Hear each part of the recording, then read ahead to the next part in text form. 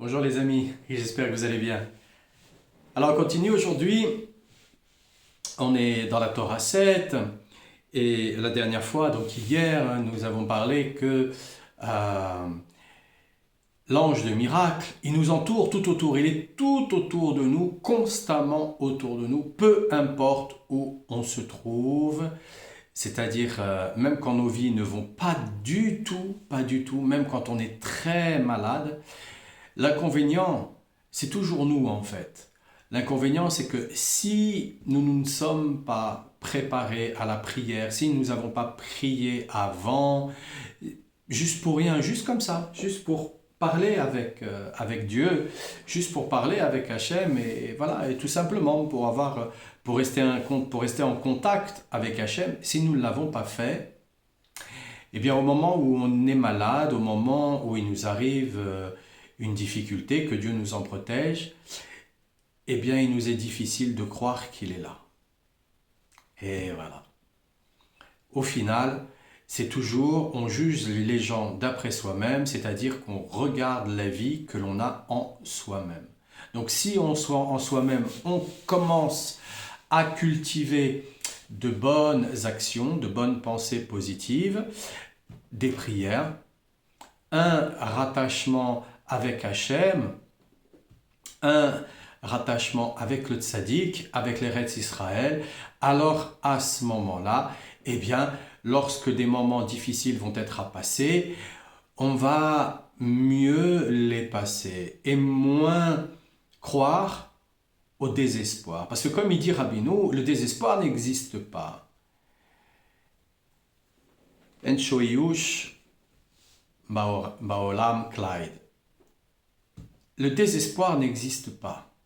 Donc de cette manière-là, pourquoi on ne peut plus croire au désespoir? Mais c'est parce qu'on a travaillé avant. Parce qu'avant, on a fait. Avant, on a fait. C'est exactement comme si, là, aujourd'hui, il y a un de vos amis qui vient vous chercher, qui vient dire, allez, viens, on va courir 10 km, alors que vous courez pas, alors qu'on court pas. Et là, bah, non, non, non, ça sera pas possible. Je vais venir avec toi, mais peut-être qu'au bout de 500 mètres, je vais m'arrêter. Voilà, parce que je suis pas encore assez entraîné. Eh bien, c'est exactement la même chose. C'est un entraînement. C'est un entraînement. Et plus on s'y prend maintenant, plus on a des chances de réussir tout à l'heure. C'est comme ça. C'est pas autrement. C'est sûr que si on s'y est pris très jeune, c'est sûr que parfois c'est plus facile, mais parfois non. Parce qu'il y a plein d'histoires aussi de très jeunes qui, arrivés à l'adolescence, ont tout laissé. Tout laissé. Des fils de très grands rabbins Breslevers qui, arrivaient à l'adolescence, ont laissé tomber. Voilà. Et il y a des quantités de raisons. Celui à qui je pense, sa propre raison était il disait parce que j'avais pas chanté Shabbat. Mais il y a des quantités et des quantités de raisons pour cela.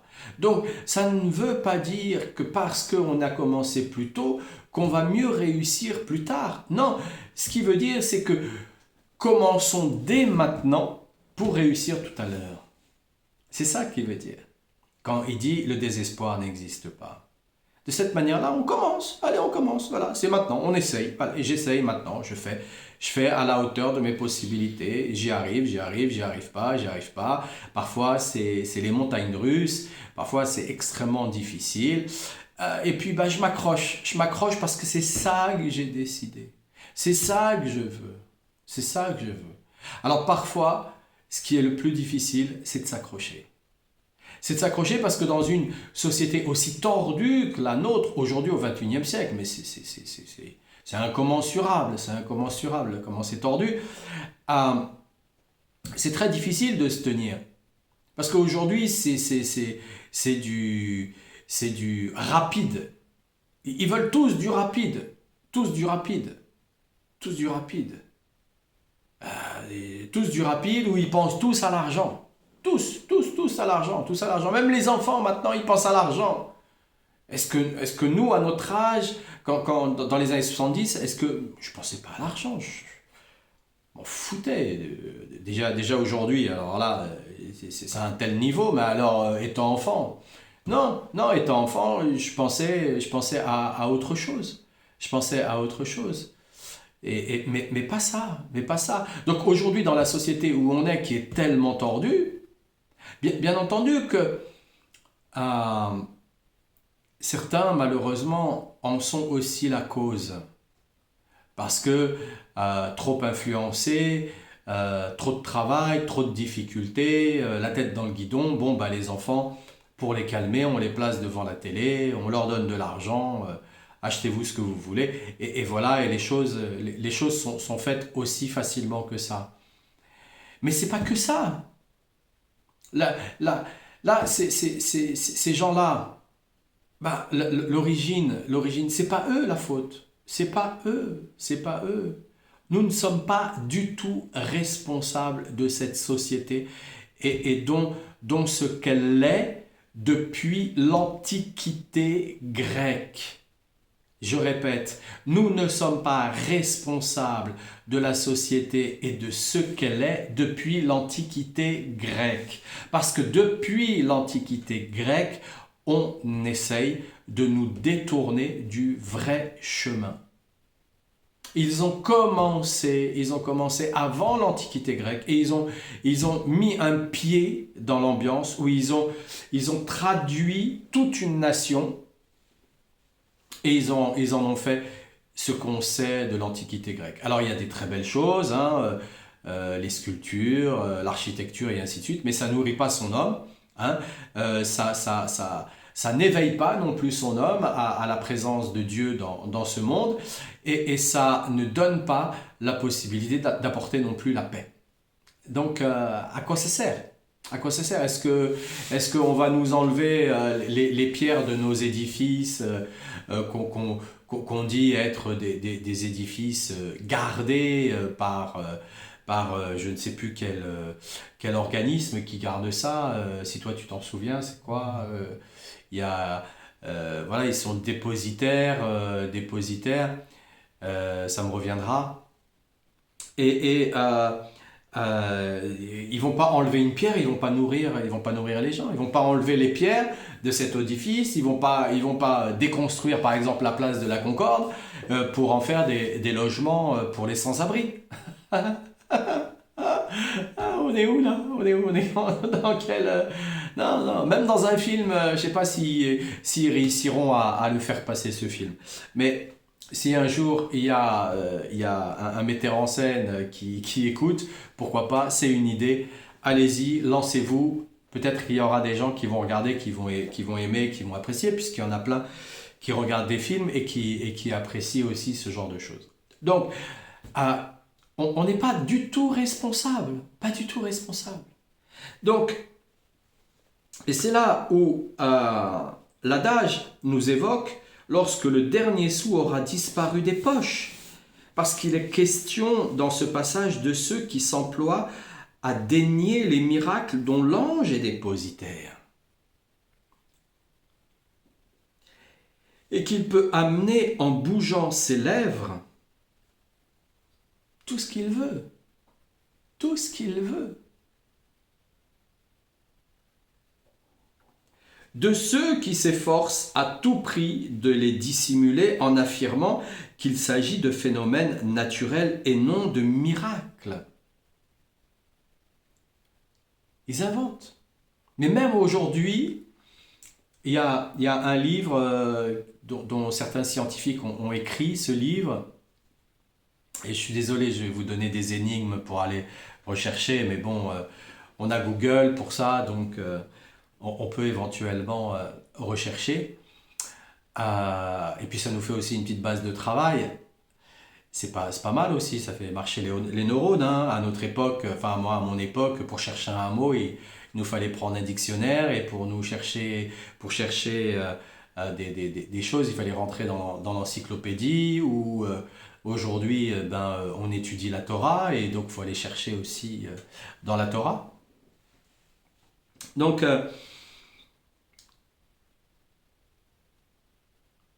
il nous balade. ils nous baladent en nous disant que voilà, c'est naturel et non des miracles. Alors que ce groupe de scientifiques a écrit un livre en disant Dieu existe réellement. Voilà, il existe réellement. Oui, voilà. Voilà, après leur recherche où ils ont dépensé des milliards en Suisse avec le boson de Ike, X. X, X. Higgs, le boson de Higgs. Et donc, en allant chercher, voilà, ils ont dépensé des miracles et au final, bah, ils n'ont rien trouvé parce qu'ils voulaient revenir à l'origine.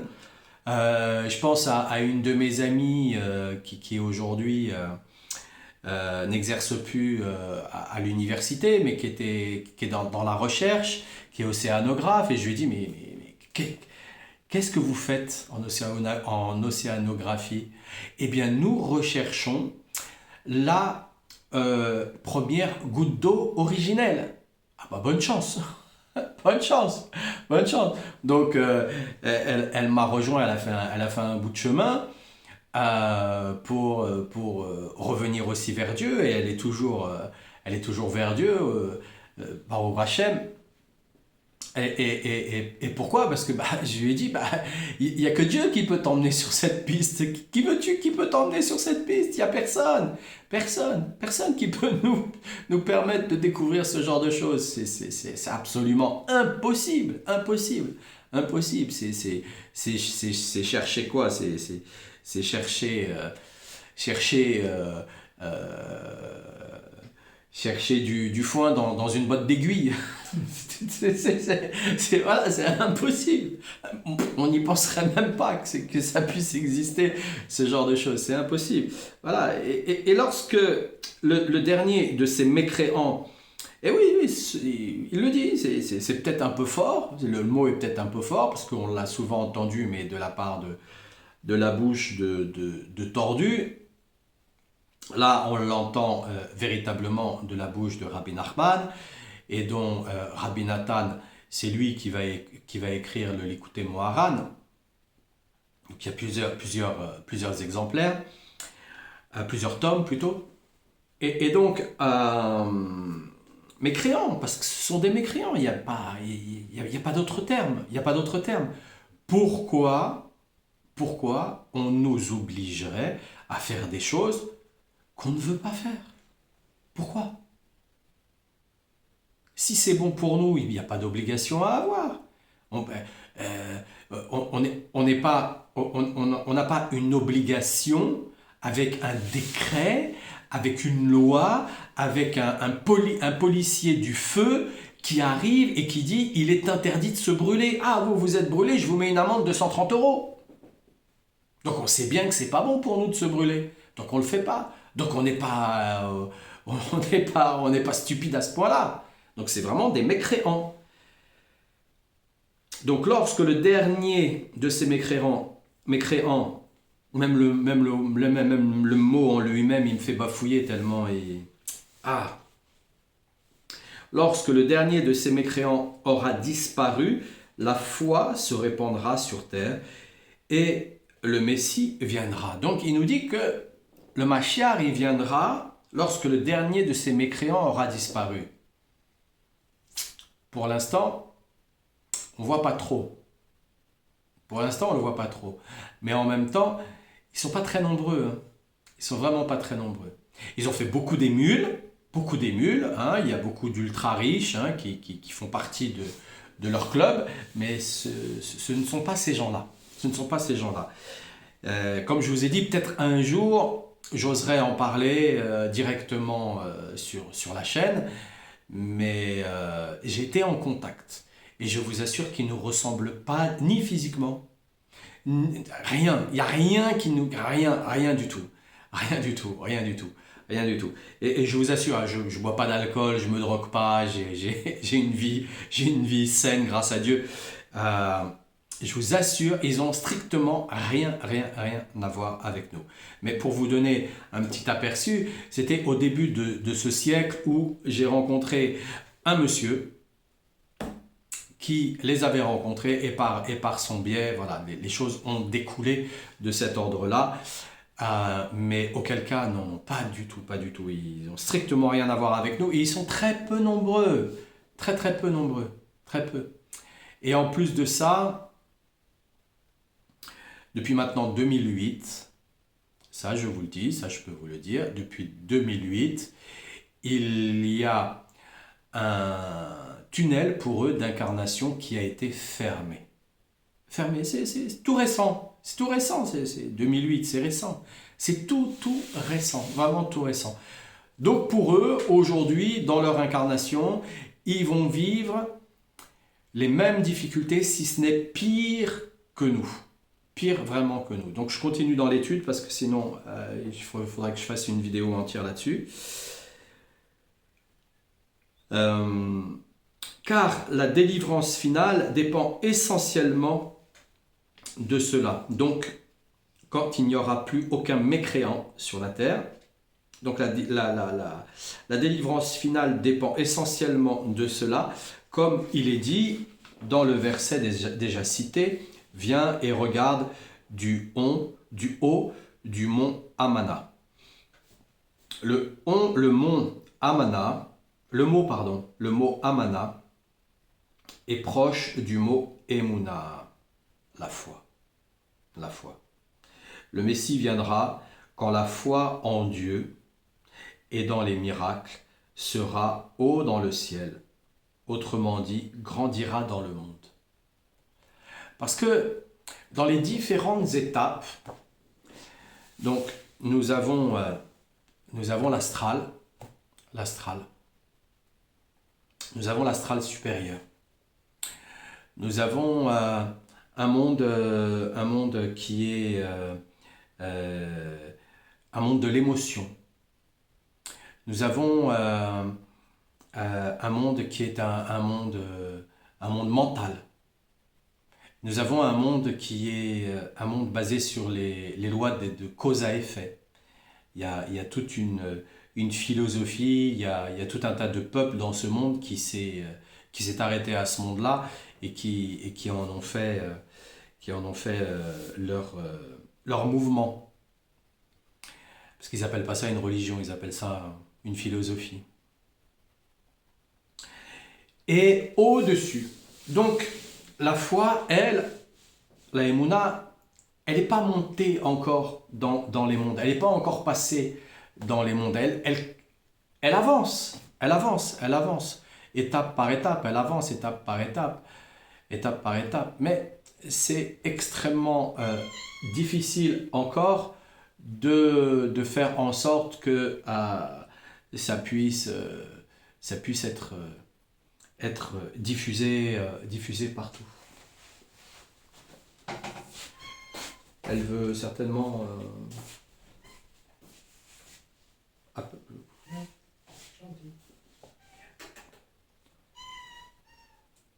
excusez-moi. Or, pour accéder à la foi, il faut d'abord rechercher la vérité, comme nous l'apprenons dans ce qui est dit dans le Zohar à propos du verset, donc Isaïe, chapitre 11, verset 5, « Et la justice sera la ceinture de ses hanches, et la foi la ceinture de ses reins. » Pourquoi la justice et la foi sont apparemment une seule et même chose? Et le Zohar ajoute, mais dans quel cas quand la foi est reliée à la vérité? Donc il faut vraiment que la foi soit reliée à la vérité. Et malheureusement, il y a une pseudo-foi qui est diffusée dans le monde entier, qui est construite depuis l'Antiquité grecque. Et c'est une foi, mais totalement mensongère. D'ailleurs, ce qui serait merveilleux, ce qui serait un miracle, donc si vous pouvez prier avec moi dans cet instant, parce que j'ai vraiment envie d'en faire une prière, c'est demander à l'ange des miracles qui fasse en sorte que ceux qui reviennent s'incarner ici sur la terre, eh bien, puissent se souvenir que leur foi, c'est un mensonge. Et qu'ils puissent aussi diffuser dans le monde entier, des vagues et des vagues et des vagues et des vagues, qui fassent en sorte que les gens, nous puissions nous éveiller à la foi, mais à la vérité. À la vérité, la vraie foi. Celle qui nous demande un vrai travail. Pas une arnaque. Pas une arnaque qui fait que depuis les institutions scolaires, eh bien, l'être humain, où est-ce qu'il en est? Mais il est complètement noyé on lui a bourré le crâne. Il est arrivé avec un cerveau rond, on en a fait un cerveau carré. On lui a bourré le crâne, on lui a carrément annoncé qu'il y a la nature, qu'il y a je ne sais pas quoi, qu'il y a la science, etc., etc. On lui a annoncé mais tellement de choses mensongères qu'il en est, qu'il sait même pas ce que c'est que la foi. Il sait même pas ce que c'est que la foi. D'ailleurs, tant qu'on n'a pas dépassé ne serait-ce que l'inquiétude. L'inquiétude. Et comment on fait pour aller jusqu'à dépasser l'inquiétude? Alors quand c'est de l'anxiété, oui. Quand c'est une grosse inquiétude, oui. Mais quand c'est une toute petite inquiétude qui peut être liée à l'impatience, juste parce que à un moment donné notre chemin il est comme ça et là d'un seul coup il y a des travaux, on n'avait pas vu, oh là là je vais être en retard, qu'est-ce qui m'arrive, et on vient se raconter, comment on fait pour dépasser cette toute petite inquiétude? Eh bien en remerciant Hachem pour la plus petite chose qui nous arrive. Parce que on remercie Hachem pour la plus petite chose.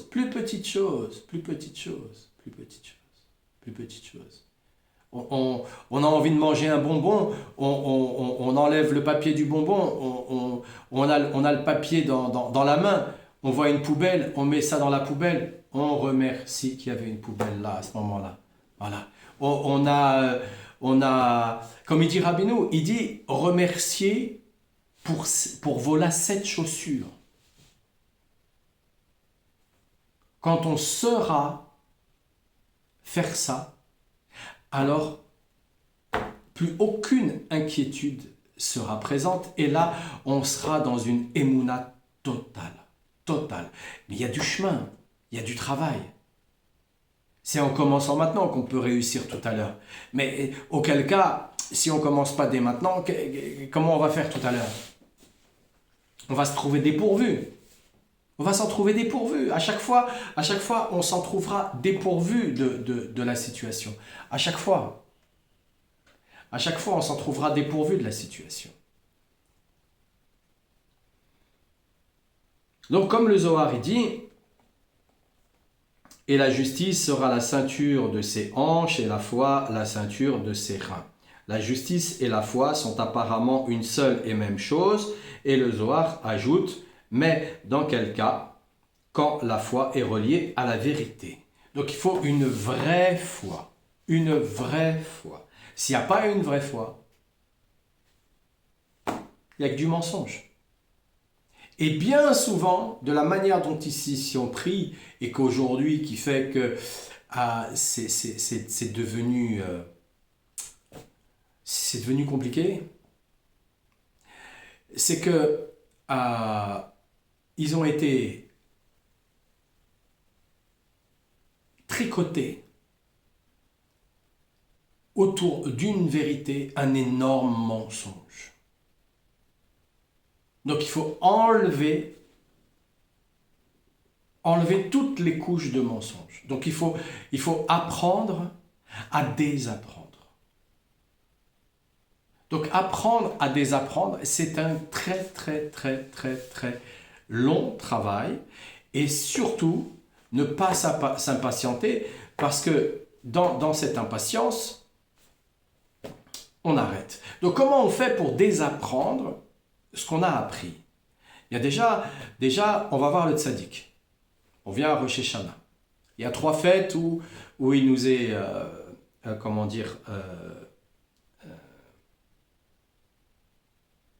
il nous est invité. Il nous invite, en fait, c'est Rosh Hashanah, la fête la plus importante, mais il y a aussi Hanouka qui vient de passer et Shavuot. Voilà, 3 fêtes. Donc on vient voir le tzaddik. En venant voir le tzaddik, petit à petit, on est en train de détricoter le soi-disant savoir que l'on a reçu, qu'on a reçu. Le soi-disant savoir qu'on a reçu. Plus on fait un effort. On fait un effort. C'est pas la peine de faire des efforts monumentaux. C'est voilà, voilà. Il y a un effort à faire. Et dans cet effort à faire, il y a par exemple à chanter et à danser. C'est un des efforts. Ça a l'air simple comme ça. Ça a l'air totalement sorti de nulle part. Mais c'est grâce à la simplicité qu'on apprend à détricoter le mensonge. S'il n'y a pas de simplicité, il y a bien souvent du mensonge. C'est aussi pour cette raison que, moi, vous voyez, derrière, c'est toujours la même image, vous avez toujours ma même tête, là, voilà, et à part que, bon, je change mes vêtements, mais à part ça, voilà. Mais auquel cas, je pourrais aussi tout aussi bien avoir un uniforme. Mais c'est pareil, les uniformes en eux-mêmes, les uniformes, ils ont été inventés par ces gens-là. Ils ont été inventés par ces gens-là pour qu'on puisse être reconnu par rapport à des corporations. C'est aussi pour cette raison que je suis assez réfractaire à l'uniforme. Après, ça dépend quel uniforme et ça dépend pour quel événement en lui-même. Quand il y a un événement, ben, je veux bien éventuellement porter l'uniforme en question. Mais auquel cas, non, je préfère me fondre dans la masse et puis voilà, et de cette manière-là, c'est beaucoup plus simple. Je sais où se place, la vérité et c'est pour cette raison qu'on étudie ensemble l'Ikouté Moharan parce que c'est la vérité. Voilà. Auquel cas ça ne m'intéresse pas. Il y a eu beaucoup de chemins qui ont été parcourus. Comme je vous ai dit, ça a démarré, j'avais 6 ans. Donc il y a eu beaucoup de chemins qui ont été parcourus. Hachem, il m'a envoyé dans beaucoup de situations. Comme je vous ai parlé, j'aurais pu tout aussi bien revenir dans les années 80.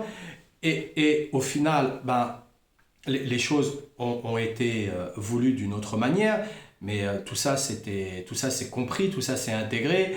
Et tout ça, Baruch Hashem, ce sont des miracles qui sont offerts et qui sont donnés. Pour quelle raison? Pour justement pouvoir parler avec tout le monde. Et puis, quand on vient me raconter que ça, c'est le truc, laissez-moi tranquille. Rabbeinu, c'est ça. C'est ça, Rabbeinu. Rabbeinu, c'est la lumière de la lumière. La lumière de la lumière. Et pour l'avoir rencontré, Rabbeinu, Baruch Hashem, c'est un grand miracle, très très grand miracle. Eh bien, c'est la lumière de la lumière. Donc, la vérité en elle-même, elle est là, elle est toute claire.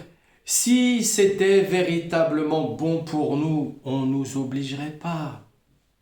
Pourquoi on va nous obliger à faire quelque chose qui est bon pour nous?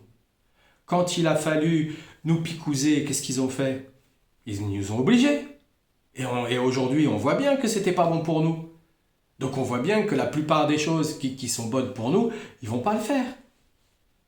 Ils vont pas le faire. Ils vont justement être contre nous, parce que c'est bon pour nous. Parce que c'est bon pour nous. Donc, pour savoir ce qui est véritablement bon pour nous, il faut rejoindre le tzaddik. Parce qu'en rejoignant Rabbeinu, alors à ce moment-là, on apprend véritablement ce qui est bon pour nous. Il ne nous demande pas de faire des choses qui sont au-delà de nos propres capacités. Non, il ne nous demande pas de faire ça. Il nous demande de faire le tikkun haklali, voilà. Si on peut se réveiller à Hatzot, on se réveille à Hatzot. Si on ne peut pas, on se réveille 1 heure plus tard. Si on ne peut pas, on se réveille 1 heure encore plus tard. Et si on ne peut pas, ben c'est pas grave, on démarre le matin. Mais si on y met notre volonté, on arrivera un jour à le faire à Hatzot. Parce que c'est un moment qui est magnifique. C'est un moment qui nous montre à quel point, bah oui, le soleil y sert à quelque chose. Mais s'il n'y avait que le soleil, la terre, elle cramerait. On voit bien dans le désert, ça crame. Donc, ça nous montre à quel point la lune est très, très, très, très, très, très importante. Très, très, très importante parce que c'est elle qui apporte la vérité. Donc, comme la femme, elle est reliée à la lune. Pourquoi ils font depuis les années 70, ils font en sorte la libération de la femme et habillez-vous de manière extravagante, montrez-vous comme ça, montrez votre chair à qui veut bien le voir, et puis divorcez aussi facilement. Et puis, pour quelle raison? Pour quelle raison? Et parce que elle fait partie de la vérité. Elle fait partie de la vérité. Alors mes amis, Shabbat Shalom, euh, passez un très très bon Shabbat. Passez un très très bon Shabbat, rempli de bonnes nouvelles. Que Hachem, que le Tzaddik, vous rapproche d'eux et qui vous apporte la santé, la guérison, qui vous apporte le shalom dans le couple, qui vous apporte le couple si vous n'êtes pas encore marié, qui vous donne des enfants en bonne santé, forts, vigoureux, et qui fasse que vos enfants, s'ils se sont éloignés de vous, se rapprochent de vous, qui vous téléphonent plus souvent, qui demandent plus souvent de vos nouvelles. Et n'oubliez pas, chantez durant le Shabbat, c'est important de chanter, hein, ça ouvre notre cœur, c'est important. Et puis les 3 repas, même si les 2 derniers c'est des petits repas, parce que le premier aura été trop gros, eh bien faites en sorte de le faire, c'est aussi important. Voilà. Eh bien Shabbat Shalom les amis, et puis on se retrouve Motzei Shabbat à dimanche. Au revoir.